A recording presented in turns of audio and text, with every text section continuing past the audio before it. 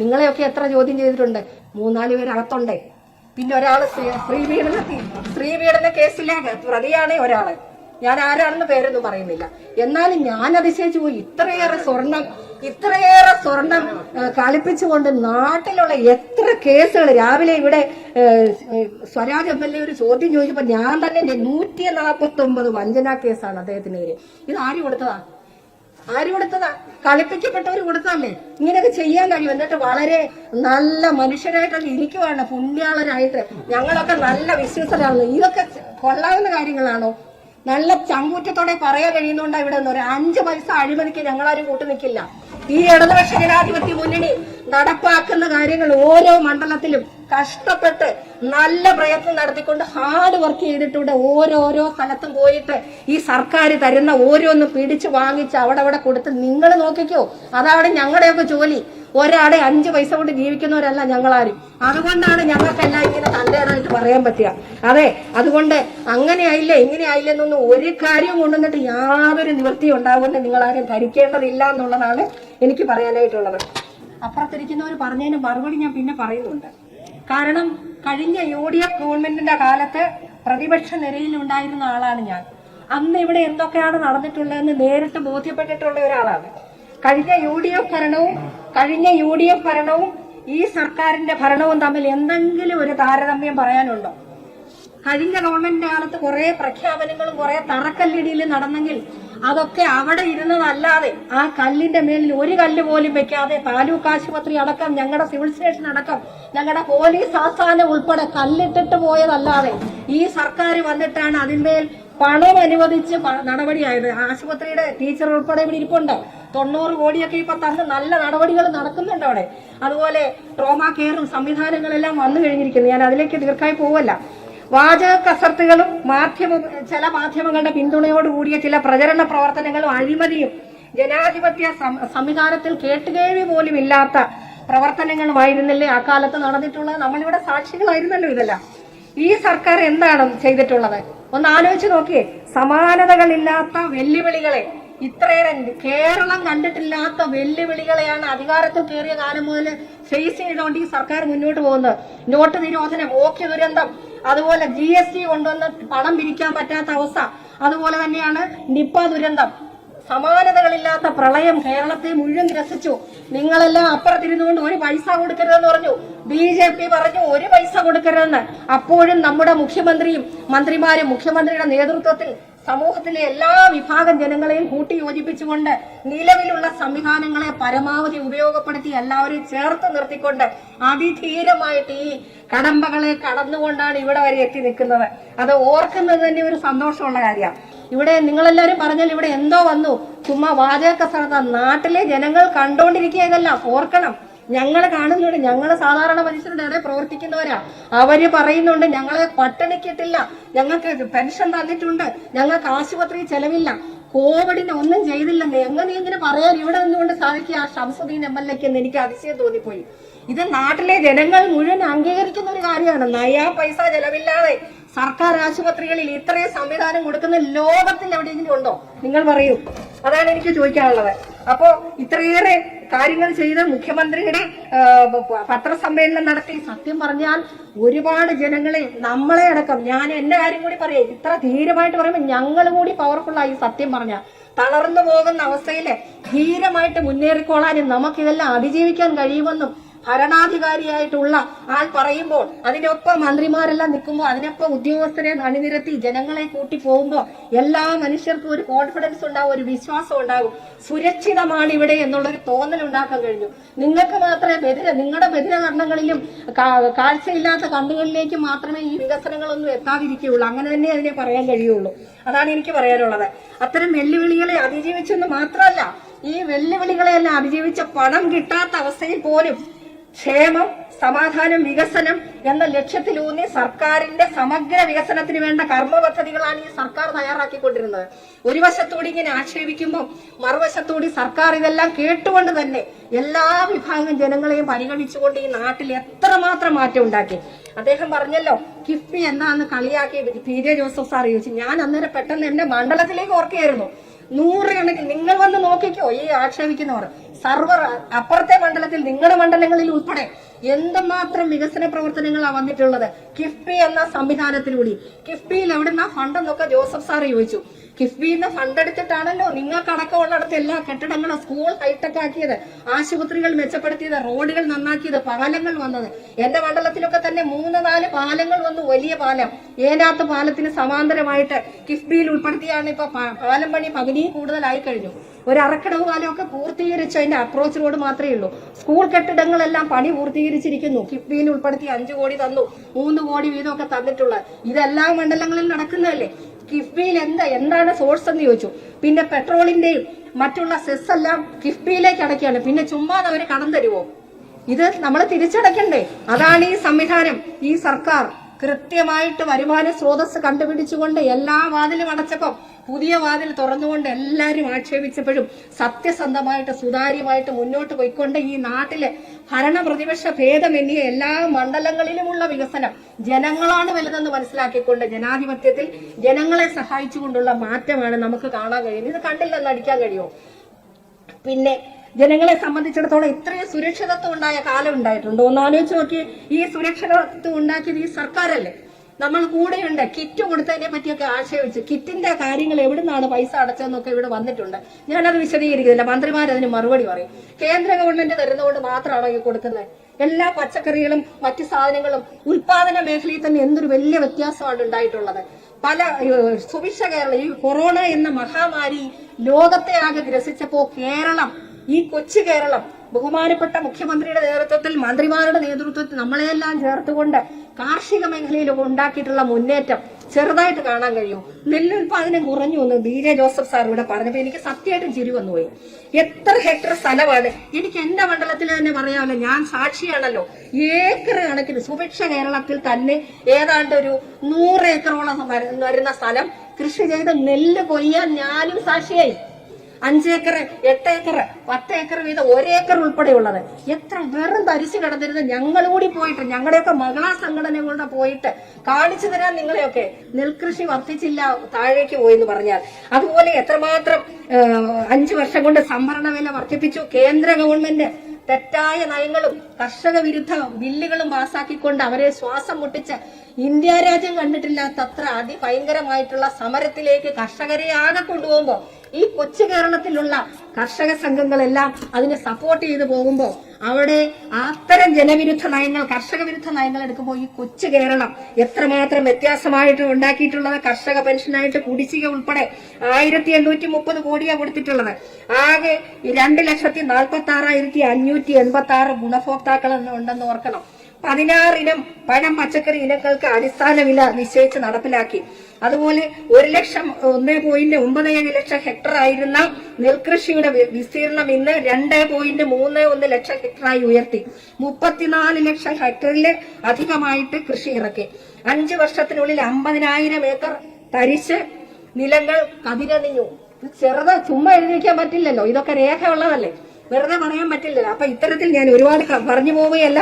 ഇതുപോലെയുള്ള വലിയ മാറ്റങ്ങൾ നാട്ടിലെ ജനങ്ങൾ, താഴെയുള്ള മനുഷ്യർ കണ്ടുകൊണ്ടിരിക്കുന്നുണ്ട്. നിങ്ങൾ എത്ര പുകമറ സൃഷ്ടിച്ചാലും, കണ്ടില്ലെന്നടിച്ചാലും, കണ്ണടച്ചിരുട്ടാക്കിയാലും ജനങ്ങൾ ഇതെല്ലാം കാണുന്നുണ്ടെന്നുള്ളത് ഓർക്കണം. തദ്ദേശ സ്വയംഭരണ തെരഞ്ഞെടുപ്പിൽ വന്ന റിസൾട്ട് ഞങ്ങൾ ഒരിക്കലും അഹങ്കരിക്കുന്നില്ല. കാരണം അത് പോരാ, ഇനിയും ഉയരണം. ഇപ്പോഴും ഇടതുപക്ഷത്തിന് മുൻതൂക്കമാണ് ഇവിടെ വന്നിട്ടുള്ള. ഒറ്റപ്പെട്ട ചില സംഭവങ്ങൾ ചിലയിടത്തൊക്കെ വന്നിട്ടുണ്ടാകാം. പക്ഷേ ഭൂരിപക്ഷവും ജനങ്ങൾ ഇടതുപക്ഷത്തെ ഒരു തുടർ ഗവൺമെന്റ് ഉണ്ടാകണമെന്ന് നിശ്ചയത്തോടു കൂടിയാണ് ഈ തദ്ദേശ സ്വയംഭരണ തെരഞ്ഞെടുപ്പിൽ വന്നിട്ടുള്ളത്. നിങ്ങൾ നോക്കിക്കോ, ഇപ്പൊ ചില വാർഡുകളൊക്കെ പോയെങ്കിലും തദ്ദേശ ആ റിസൾട്ട് ഒന്നും ആയിരിക്കില്ല അടുത്ത അസംബ്ലി തെരഞ്ഞെടുപ്പിൽ വരാൻ പോകുന്നത്. നമുക്ക് കാണാം. അതാണ് ഈ ഗവൺമെന്റ് ചെയ്തുകൊണ്ടിരിക്കുന്നത്. ഇത് ജനങ്ങൾ അനുഭവിച്ചുകൊണ്ടിരിക്കുകയാണ്. ഇത് ജനങ്ങൾ അനുഭവിച്ചുകൊണ്ടിരിക്കുന്ന കാര്യങ്ങളാണ്. ഇവിടെ ആരോ പറയാ, ഷംസുദ്ദീൻ MLA ഒക്കെ സംസാരിച്ച പറഞ്ഞല്ലോ, 2019 പാർലമെന്റ് തെരഞ്ഞെടുപ്പിൽ ഞങ്ങൾ ഭയങ്കരമായിട്ട് ജയിച്ചു എന്ന്. അത് കഴിഞ്ഞു വന്ന ഉപതെരഞ്ഞെടുപ്പിൽ എവിടെ പോയി? വട്ടിയൂർക്കാവിൽ ഇവിടെ VK പ്രശാന്ത്, മറ്റേ അതുപോലെ കോന്നി ജയിച്ചു. ജനീഷ് കുമാറെല്ലാം വന്നിരിക്കുന്നുണ്ടല്ലോ. എന്തെല്ലാം സന്നാഹങ്ങളായിരുന്നു. വട്ടിയൂർക്കാവ് ഒരാളൊക്കെ ജയിച്ച വട്ടിയൂർക്കാവില് നിങ്ങളുടെ സീറ്റുകളല്ലേ പിടിച്ചെടുത്തത്? അതേ ജനങ്ങളാണ് 19 പാർലമെന്റിലേക്ക് നിങ്ങൾ കള്ള പ്രചരണങ്ങൾ നടത്തിയിട്ടല്ലേ ജയിച്ചു പോയത്.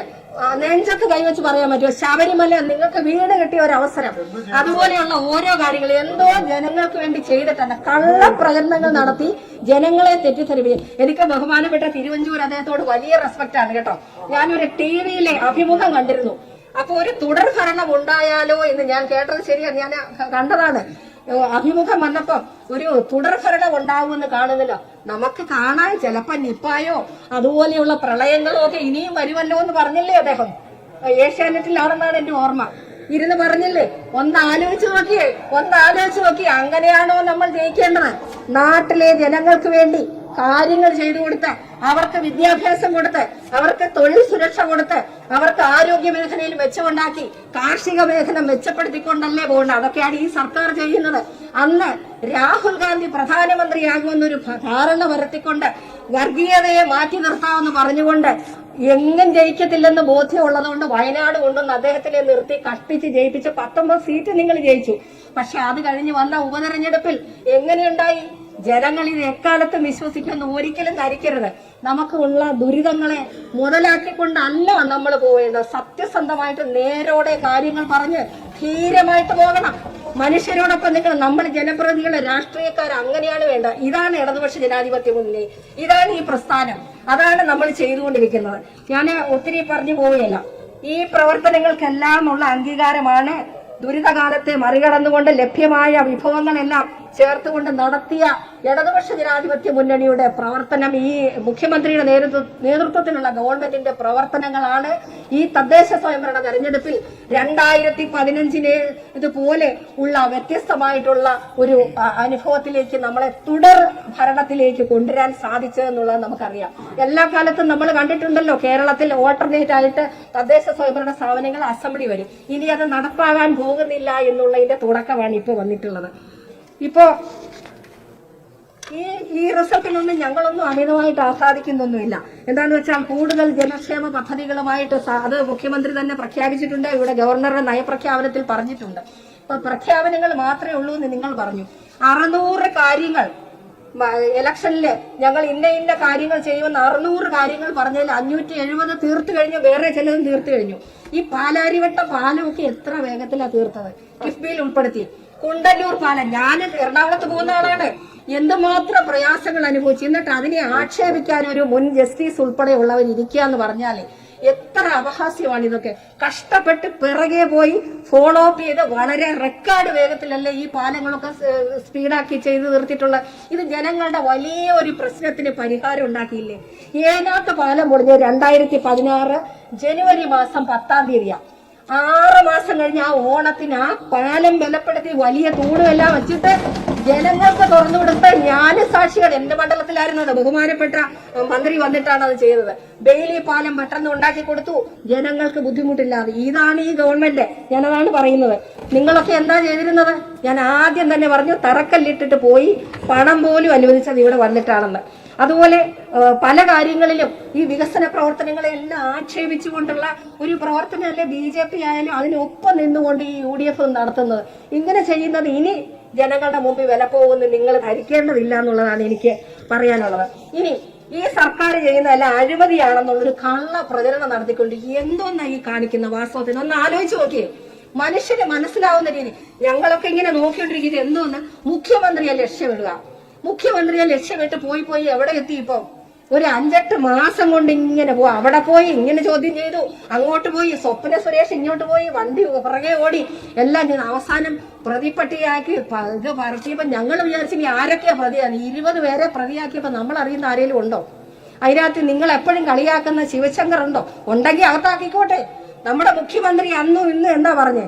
മുഖ്യമന്ത്രിയുടെ ഓഫീസിനെ കേന്ദ്രീകരിച്ച് നിങ്ങളെല്ലാം ആക്ഷേപിച്ചു.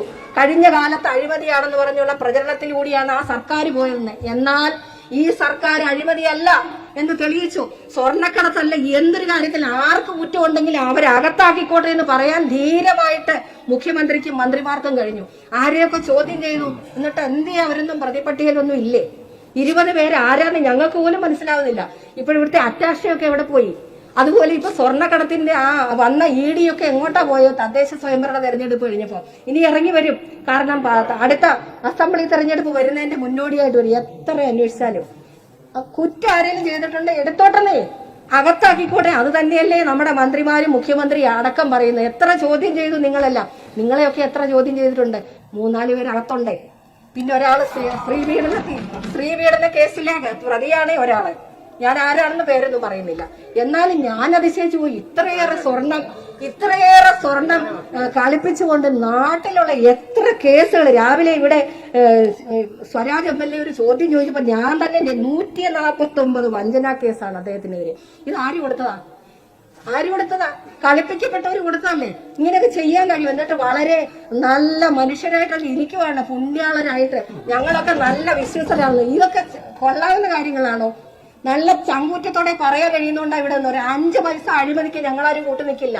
ഈ ഇടതുപക്ഷ ജനാധിപത്യ മുന്നണി നടപ്പാക്കുന്ന കാര്യങ്ങൾ ഓരോ മണ്ഡലത്തിലും കഷ്ടപ്പെട്ട് നല്ല പ്രയത്നം നടത്തിക്കൊണ്ട് ഹാർഡ് വർക്ക് ചെയ്തിട്ടുണ്ട്. ഓരോരോ സ്ഥലത്തും പോയിട്ട് ഈ സർക്കാർ തരുന്ന ഓരോന്നും പിടിച്ചു വാങ്ങിച്ച് അവിടെ കൊടുത്ത് നിങ്ങൾ നോക്കിക്കോ.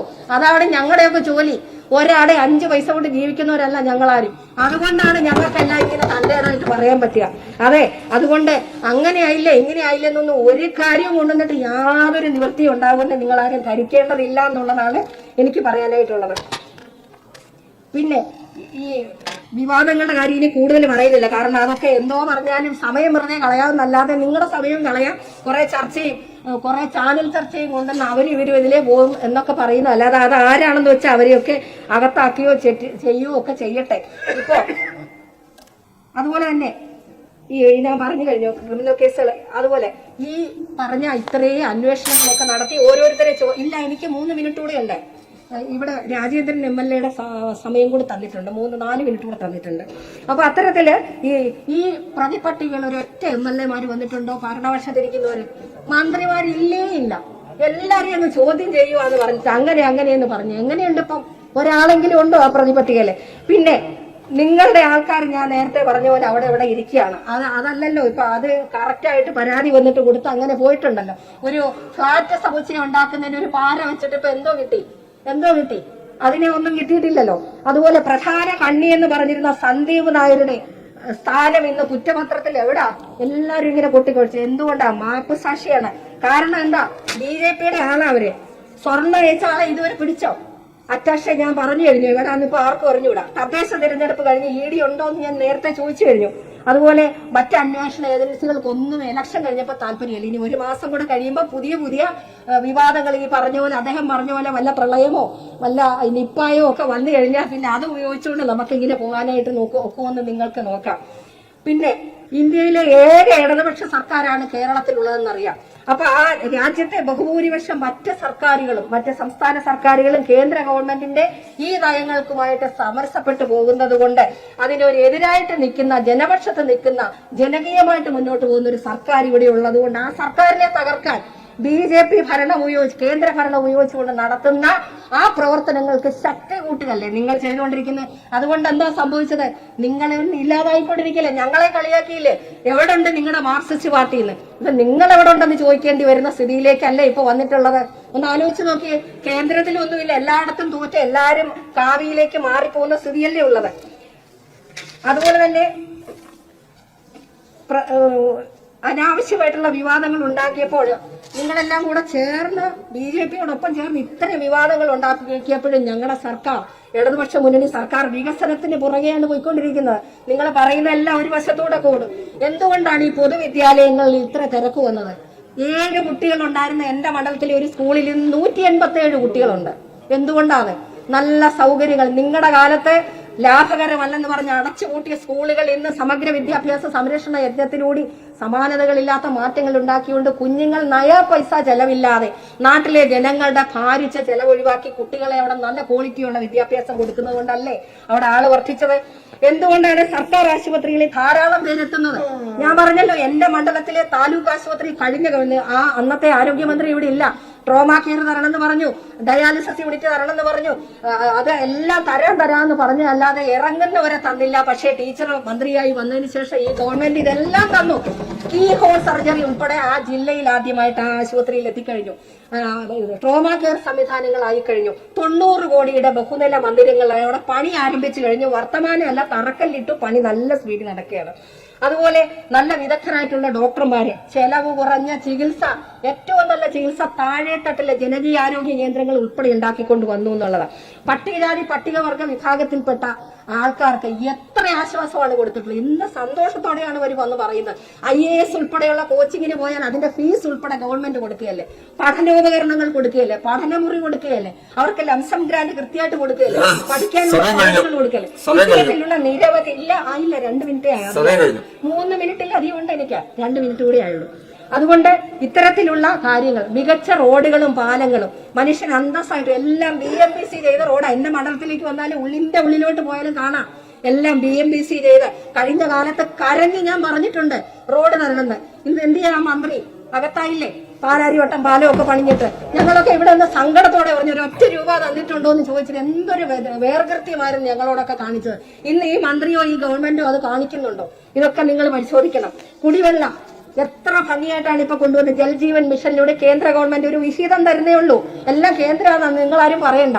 നമുക്കറിയാം എത്ര ശതമാനമാണെന്ന്, 40% ഉള്ളൂ എന്ന്. ബാക്കി എല്ലാ സർക്കാരും തദ്ദേശ സ്വയംഭരണ സ്ഥാപനങ്ങളും ഗുണഭോക്താക്കളും ചേർന്ന് മുഴുവൻ വീടുകളിലേക്കും ശുദ്ധജലം കൊടുക്കുന്ന പദ്ധതി ഇവിടെ വന്നില്ലേ? ഞാൻ എന്റെ മണ്ഡലത്തിലൊക്കെ വന്നുകൊണ്ടാണ് എനിക്കിത് അത്രയും പറയാം. എല്ലാ മണ്ഡലത്തിലും അത് വന്നിട്ടുണ്ടാവും. എന്തുകൊണ്ടാണ് തരിശുരഹിതം എന്ന സംസ്ഥാന ലക്ഷ്യത്തിലേക്ക് എത്തുന്നത്? വലിയ തോതില് ഹരിത കേരള മിഷനിലൂടെ പ്രവർത്തനങ്ങൾ, അതുപോലെ കൊറോണ വന്നപ്പോ ഇനി എങ്ങൊന്നും കിട്ടാനില്ലെന്ന് മനസ്സിലാക്കിക്കൊണ്ട് വൻതോതിലുള്ള ജനകീയ ഇടപെടലിലൂടെ സർക്കാർ സഹായിച്ചുകൊണ്ട് താങ്ങ് കൊടുത്തുകൊണ്ട് കൃഷി ചെയ്തപ്പോൾ അതിന്റെ വലിയ മെച്ചം ഉണ്ടാക്കിയെടുക്കാനായിട്ട് സാധിച്ചു. അതുപോലെ ഇപ്പോഴത്തെ തദ്ദേശ അതുകൂടി പറഞ്ഞിട്ട് ഞാൻ അവസാനിപ്പിക്കാം. ബാക്കി ഒത്തിരി പറയാനുണ്ടെങ്കിൽ പറയുന്നില്ല. യുവതികൾക്കും യുവാക്കൾക്കും ഏറ്റവും കൂടുതൽ അംഗീകാരം കൊടുക്കുന്ന ഒരു പ്രസ്ഥാനമല്ല ഇടതുപക്ഷ പ്രസ്ഥാനം, കമ്മ്യൂണിസ്റ്റ് പ്രസ്ഥാനം. ഞാൻ നോക്കിയ 21 വയസ്സായ എത്ര പെൺകുട്ടികൾ നല്ല കീ പോസ്റ്റിലേക്ക് വന്നു. രേഷ്മ മറിയം റോയി പ്രസിഡന്റ് ആ സഖാവിന്റെ മണ്ഡലത്തിലുള്ള ഒരു പഞ്ചായത്താണ്, അരുവാപ്പുറം പഞ്ചായത്ത്. അതുപോലെ നമ്മുടെ ആര്യ രാജേന്ദ്രൻ. ഇത്ര ധീരമായിട്ട് പെൺകുട്ടികളെ കീ പോസ്റ്റിലേക്ക് വിടാൻ നിങ്ങൾക്ക് കഴിയുമോ? ഞങ്ങൾ ഒരു ഒരാൾ അവിടെ വന്ന്. അതുപോലെ അതെല്ലാം ഒരു വലിയ ചുവടുവയ്പ. ചെറുപ്പക്കാരെ അംഗീകരിച്ചുകൊണ്ട് രാഷ്ട്രീയത്തിൽ നല്ല നിലയ്ക്ക് അവരുടെ എല്ലാ കഴിവുകളും ആധുനിക സാങ്കേതിക വിദ്യകളെയൊക്കെ ഉപയോഗപ്പെടുത്തി അവരുടെ നല്ല കാഴ്ചപ്പാടുകൂടെ യോജിപ്പിച്ചുകൊണ്ട് അനുഭവ പരിജ്ഞാനമുള്ളവരും പഴയ ആൾക്കാരും പുതിയ ഒരു നല്ല തലമുറയും കൂടെ ചേർത്തുകൊണ്ട് കൊണ്ടുവരുന്നതിന്റെ ലക്ഷ്യമാണ് ഇത്. ഇപ്പൊ മാത്രമല്ല, VK പ്രശാന്ത് നമ്മുടെ ഒരു എക്സാമ്പിളാണ്. മേയറാക്കി കൊടുക്കുന്ന എത്ര നല്ല പ്രവർത്തനമായിരുന്നു. അതുകൊണ്ടല്ലേ വട്ടിയൂർക്കാവിൽ എല്ലാ സന്നാഹത്തോടെ ആൾക്കാർ പോയപ്പോഴും നല്ലപോലെ ജനങ്ങൾ അത് മനസ്സിലാക്കി ജയിപ്പിച്ചുവിട്ടെ. ഇതാണ് ഇടതുപക്ഷ ജനാധിപത്യ മുന്നണി ഗവൺമെന്റ്.